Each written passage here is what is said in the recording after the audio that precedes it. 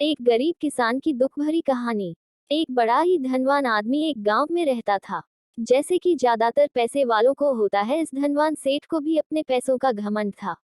वो जिस गांव में रहता था वहां पर ज्यादातर लोग किसान थे। इन सभी किसानों के पास जितनी जमीन थी उससे कई गुना ज्यादा जमीन इस सेठ के पास थी।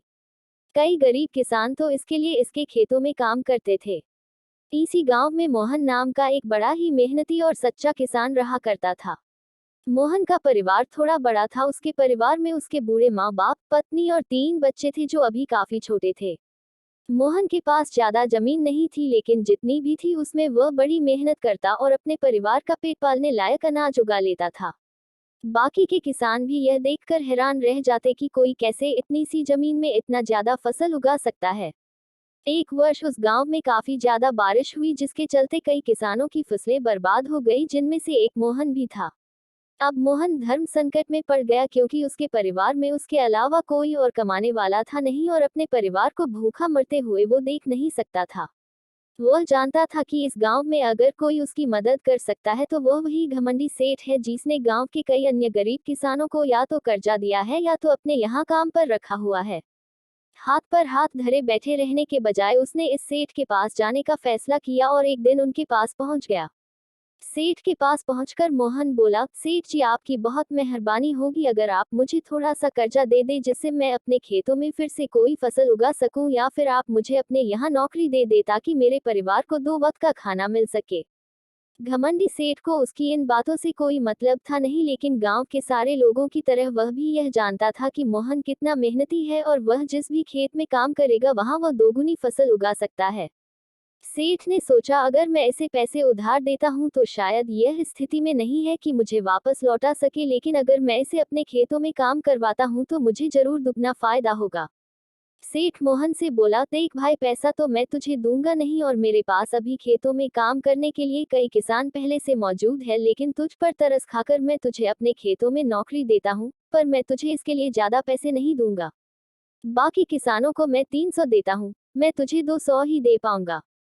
मरता क्या न करता। मोहन ने सेठ की शर्त मान ली और उसी दिन से सेठ के खेतों में काम करना शुरू कर दिया। 2 महीनों तक नियमित वो सेठ के खेतों में जाकर कड़ी मेहनत करता और देखते ही देखते 4 महीने का काम उसने अपनी मेहनत से 2 महीनों में ही खत्म कर दिया। सेठ उसके काम से काफी खुश था, लेकिन वह कभी उसको यह जताता नहीं था। जब सेठ ने देखा कि उसका खेतों का काम अब खत्म हो चुका है, अगर वह मोहन को काम से निकाल देता है तो उसके 2 महीनों के पैसे बच जाएंगे, तब सेठ ने मोहन को काम से निकालने का फैसला किया। एक बार सेठ को ये विचार भी आया कि इतना मेहनती आदमी शायद उसे दोबारा ना मिले, लेकिन फिर उसने सोचा कि जब अगले साल काम आएगा तब उसे फिर से नौकरी पर रख लेगा। आखिर इस गांव में उसके अलावा है ही कौन जिसके आगे ये लोग अपने हाथ फैलाएंगे। एक दिन सेठ ने मोहन को अपने पास बुलाकर उसको उस दिन का पैसा दिया और साथ में यह भी कहा कि कल से तुमको काम पर आने की जरूरत नहीं है। अब मेरे पास तुम्हारे लिए कोई काम नहीं बचा है। जब मेरे पास काम आएगा तो मैं तुम्हें बुला लूंगा। यह सुनकर मोहन का दिल बैठ गया। पिछले 2 महीनों से कम ही सही उसके बच्चों और परिवार के पेट में अन्न का दाना जा तो रहा था, अब वह क्या करेगा। यही सोचकर उसकी आंखों से आंसू निकल आए। मोहन ने सेठ के पैर पकड़ लिए और गिड़गिड़ाने लगा, सेठ जी, मुझे इस काम की बहुत जरूरत है, मुझे मत निकालिए। अपने मतलब से मतलब रखने वाला सेठ टस से मज ना हुआ। उसने खरी खोटी सुनाकर मोहन को वहां से चलता कर दिया और मन ही मन 2 महीनों की तनख्वाह बचने से खुश होने लगा। अगले दिन जब सेठ सवेरे उठा और अपने आंगन में आया तो उसने देखा कि मोहन उसके आंगन में बैठा है।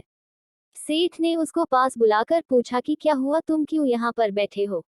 मोहन बोला, सेठ जी, मुझे वापस काम पर रख लीजिए। आप जानते ही हैं मेरी आर्थिक परिस्थिति कैसी है, थोड़ी दया कीजिए। लेकिन सेठ ने उसकी एक न सुनी और फिर एक बार उसे बुरा भला कहकर वहां से जाने के लिए कहा। बेचारा मोहन अपना सिर नीचे झुका के वहां से चला गया। अगले दिन फिर यही घटना दोहराई गई।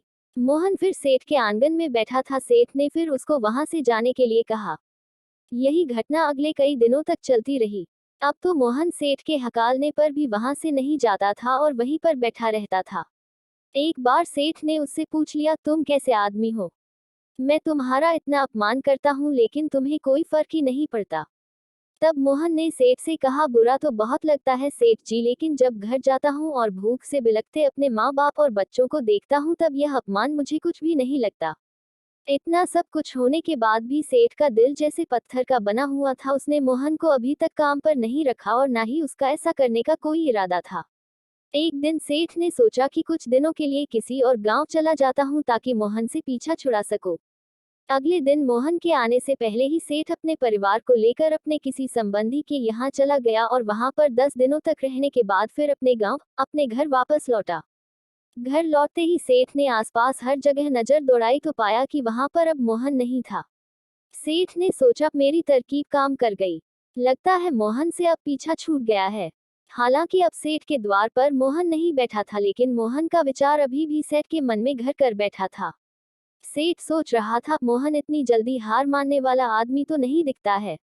उसके साथ क्या हुआ होगा? क्या उसे कहीं कोई और काम मिल गया होगा, या फिर और कुछ? इन विचारों ने सेठ को बेचैन कर दिया और आखिरकार सेठ को मोहन की खबर लेने के लिए गांव में जाना पड़ा।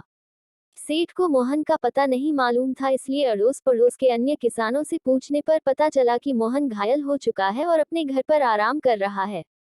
सेठ ने जब उसके घायल होने का कारण लोगों से पूछा तो सेठ को पता चला कि जब सेठ अपना घर छोड़कर किसी और गांव में गया था, तब बंद घर देखकर कुछ चोर उसके यहाँ चोरी करने आए थे, जिनको रोकने की कोशिश करते हुए हाथापाई में मोहन चोटिल हो गया था।